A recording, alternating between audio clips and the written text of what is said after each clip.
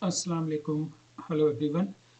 So now in continuation with chapter 4 we will see the equation for pumping power.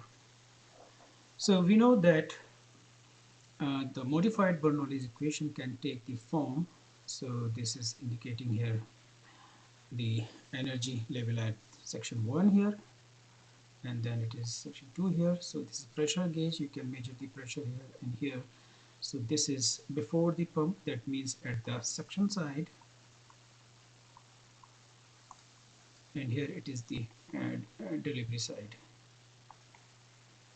So these are the forms of energy like pressure energy, P over rho g, and this is alpha is just a multiplying factor to make it the mean velocity. So you don't need to worry about that. In most of the cases we consider this as 1. So this is the mean velocity square over 2g plus z, and similarly here the pressure at section 2, the velocity at section 2 and z2, and then this is the head losses. So these head losses including the both like the friction losses and minor losses. So this is HF plus H M minor losses minus delta H, that is the pump head, that the head supplied by the pump. The losses are the energy dissipated by the system that goes into the surrounding, and then this is the pump head, that is the energy supplied to the system through the pump. So this is our pump head. Okay. So here this is our H1 and here this is H2, and this is our head loss. So the head loss in this case is basically equal to the uh, or like from the previous equation that we saw that this H1 minus H2 was equal to the friction loss, system losses, which is friction loss plus the minor loss. So from this equation we can write that this pumping power, which is basically the delta W over m dot g dt. So this is the form that they wrote in your book, but which is the same form like the delta H form. So these two quantities are equal to each other. So this we can wrote that, and remember that we need to take it the minus sign here. The minus sign they are just taking to indicate that this is the work done on the system. As per the thermodynamic rule, like the work done on the system is taken as negative. So this would be considered as negative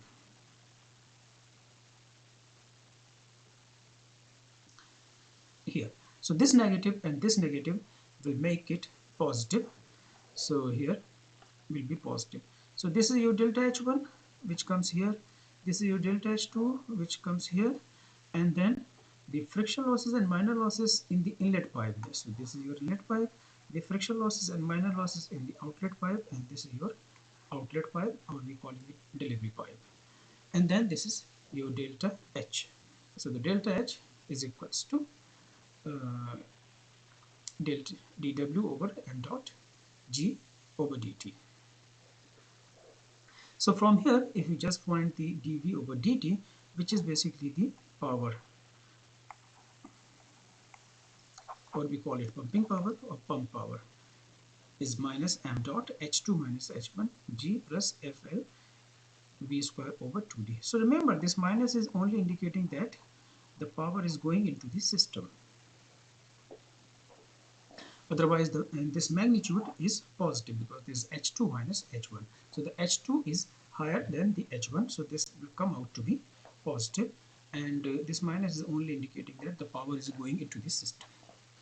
Okay, so we know that the velocity can be defined as q over a. So in terms of mass, it can be written like this. So if you substitute this velocity here, then this takes the form like this, and this is your delta H equals to m dot h2 minus h1 multiplied by g, and this is here 1 plus 8 f length mass flow rate square over pi square rho square md phi. So this is the form of your pump head, and this is sorry, this is power actually. pumping power, and this is the rate of work done per unit time, so which is basically power. So we will be using this expression in later on when we do the optimization. So that is why we obtain this equation.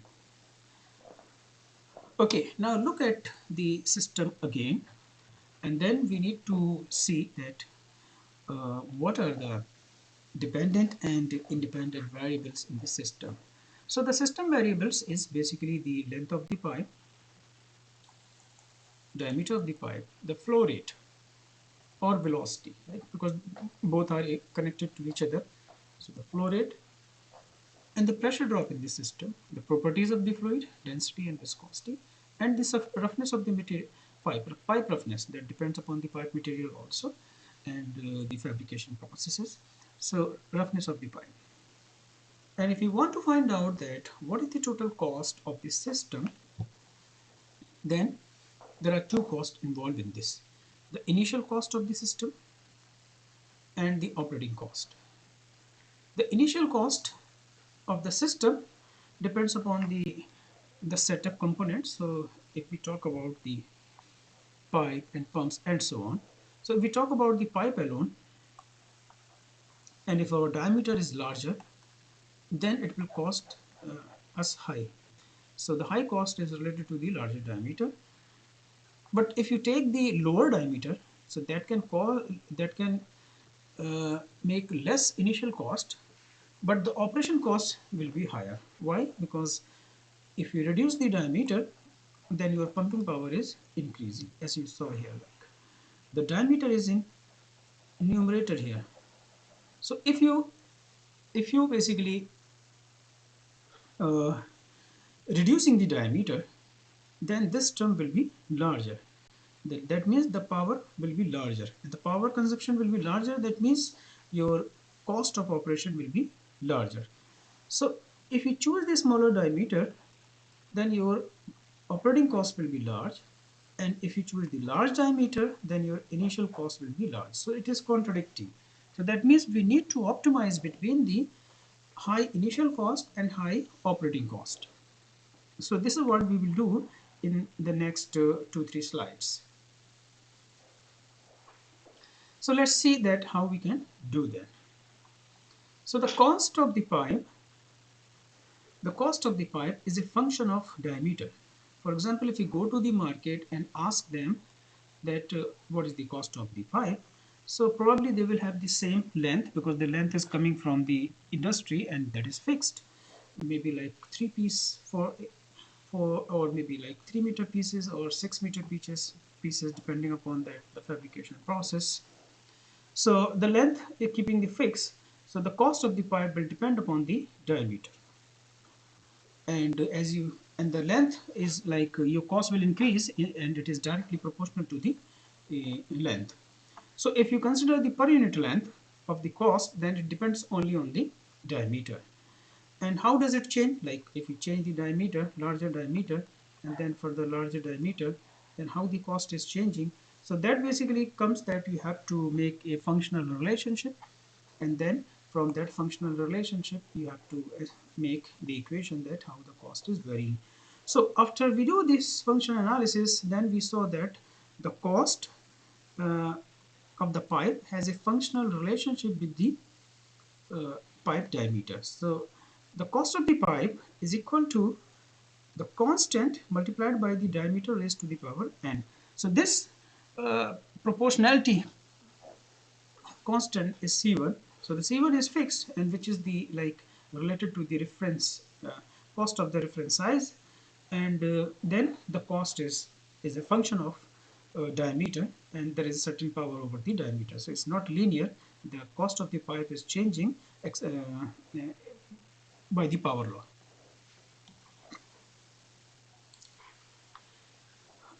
All right, so here we know that the cost of the pipe is basically related with the diameter of the pipe. Now, what about the cost of the fittings? So over the experience, like if you have large experience in this field, then you will know that in different types of projects, how much is the cost of the pipe and how much is the cost of the fittings, and normally what is the ratio of the fitting uh, with respect to the pipe cost, like how much you are spending in fittings and how much you are spending in pipe. So what is the cost ratio? So it may be like 10%, 20% or whatever. So basically it is a certain fraction of the cost of the pipe. So that fraction comes from the experience. So if we calculate the cost, if you want to find out the cost of the fitting, then the cost of the fitting is certain percentage of the cost of the pipe. So we can write the cost of the fitting like this. So cost of the fitting basically is certain fraction of the cost of the pipe. And the cost of the pipe, we know that it is C1 d to the power n. Now the combining the cost of the pipe and the fittings, so we need to add the two cost of the pipe plus the cost of the fitting. The cost of the fitting is this, and the cost of the pipe is this. So adding together and then finding the cost of the pipe plus fitting, so which takes this form. Okay, so keep this thing in mind. Now we need to find out that what is the lifespan of the system. If the lifespan of the system is n years, then the per year cost will be 1 by n. For example, like if the lifespan of the system is 10 years, then the cost factor per year will be 1 over n, right? So the annual cost for the pipe and the fitting will be 1 by n multiplied by the cost. So 1 by n means this is A. So the A multiplied by the cost of the fitting. Okay, so this is our initial cost. Now, what about the maintenance cost? If we have some maintenance in this or not? So definitely we will have some maintenance also. And again, like over the time when you are in this field, then you know that how much percentage it goes to the maintenance. So if your pipe and fitting cost has certain, and then how much is the percentage of the pipe and fitting cost goes to the maintenance. So let's say like 5, 10 or whatever is the percentage goes to the maintenance. So the maintenance cost can be represented in terms of the pipe and fitting cost, and by multiplied by B. So B is indicating that it is a factor that may be 5% and 10% or something like that, right? So now we have three things like the pipe cost, and we have the fitting cost, and we have the maintenance cost. So when you add all together and then you find the annual cost, then what we can have, so this is our annual cost of fitting in pipe and this is our annual cost of the maintenance. So adding together, so what we have here, so we can have this thing, and which is basically the cost of annual cost of the initial system, right? So which is a function of diameter, of course. Now when you operate the system, then you need the operating cost. So how to calculate the operating cost? So the operating cost depends upon the power consumption. So the power consumption is this, as we saw in the previous slides. So this is the power consumption. So the power consumption should be multiplied by the time. So how much time it is running, so it is multiplied by the T, and then it is the cost of the electricity, C2. The C2 is the cost of the electricity, and divided by the efficiency of the system, especially the pump and motor efficiency. So divide by this, so that will give you the operating cost, right? So this is the operating cost, but here remember that this all together. So this is the operating cost, and this operating cost consists of the power consumption, the time of operation, and the cost of electricity, and the efficiency of the pumping system. Now remember that this power consumption can be represented in terms of the flow parameters and system parameters. The flow parameters is the mass flow rate, and the system parameters like length, diameters, density, and the head losses, etc., etc. So this can be substituted here, and then we can find that what would be our operating cost. So this operating cost here, and this the initial cost, total cost, annual cost. So together will be the overall system cost. That will include your initial cost and operating cost together. So when you add the operating cost with the initial cost, and you know that how much is the length of the network, so you can multiply the length with the initial cost to find out the total cost of the system. So this is your total cost of the system. And we did this analysis on the annual basis, like depending upon the annual life and annual operating hours. So this T is the annual operating hour, like in a year how many hours it operates. So this is the expression of our total cost and annual basis total cost. So that includes the initial cost as well as the operating cost. So if you want to minimize this cost, then what would you do? So this is our total cost and we want to minimize it. So what are the factors that we can minimize? Right? So our time of operation is fixed. That is our depends upon our requirement. The flow rate is fixed, mass flow rate, because that is again depends upon our requirement. And the length of the network is again fixed because that is the layout of the. So what can be changed? So the diameter can be changed. You can choose the larger diameter and you can choose the smaller diameter. Larger diameter will give you the less friction losses and less operating cost, but the larger diameter at the same time will give you the higher initial cost. So there is a contradiction. So there is a contradiction in between these two. So you have to choose the diameter in such a way that your cost should be minimized. So we will differentiate this cost with respect to the diameter. And when you write these two costs together, so this is how we are writing these costs together, and then we are differentiating them. And when you differentiate and put them equal to 0, and then you try to find out what is the D comes out to be, and that D would be your optimal D. So that optimal D comes out to be like this. So after the differentiating this equation, this is our optimal D comes out to be. Okay. Now the optimal D depends upon what?